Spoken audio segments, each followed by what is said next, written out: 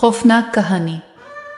शहर के कल्ब में, शहर के वस्त में एक गली भेद और खौफ में डूबी हुई थी। ये वो गली थी जहां लोग खौफ और मौत की कहानियां सुनाते थे।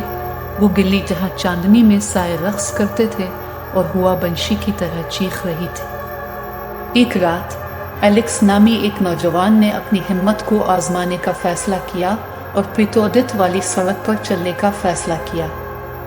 इसने कहानियां सुनी थी, लेकिन इसने उन पर यकीन नहीं किया। इसका ख्याल था कि ये बच्चों को डराने के लिए महज अहमकाना कहानियां हैं। एलेक्स सड़क पर उतरने लगा। इसके कदम खामोशी में गूंज रहे थे।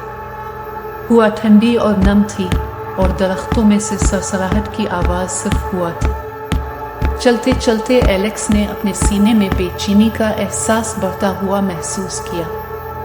वो अपनी रफ्तार तेज करने लगा। अचानक एलेक्स ने अपने पीछे एक शोर सुना।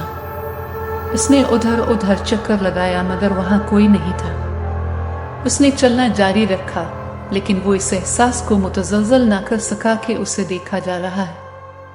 एलेक्स गली में एक मोड़ पर आया और देखा कि एक शख्सियत साए में खड़ी है। शक्ल लंबा और दुबला पतला था और उसने लंबा सियाह कोट पहन रखा था।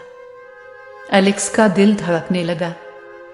वो जानता था कि उसे पलटकर भागना चाहिए, लेकिन वो खौफ के मारे जिम गया था। शक्ल साए से निकलकर चांदनी में आ गई। एलेक्स खौफजदा होकर हाँफ गया। इस शख्सियत का चेहरा पीला और महंगा था और उसकी आंखें खाली साकिब थीं। ये एक भूत था। भूत ने अपना मुंह खोला और एक छेदने वाली चीख निकली। एलेक्स ने कानों को ढांप कर चीखने की कोशिश की, लेकिन कोई आवाज ना निकली। वो खौफ से मफलूज होकर जमीन पर गिर गया। भूत ने हाथ उठाकर एलेक्स की तरफ इशारा किया। एलेक्स की रीढ़ की हड्डी में सर्दी की लहर दौड़ गई। वो जानता था कि भूत इसे मारने वाला है, लेकिन फिर जैसे ही अचानक जाहिर हुआ था, भूत गायब हो गया।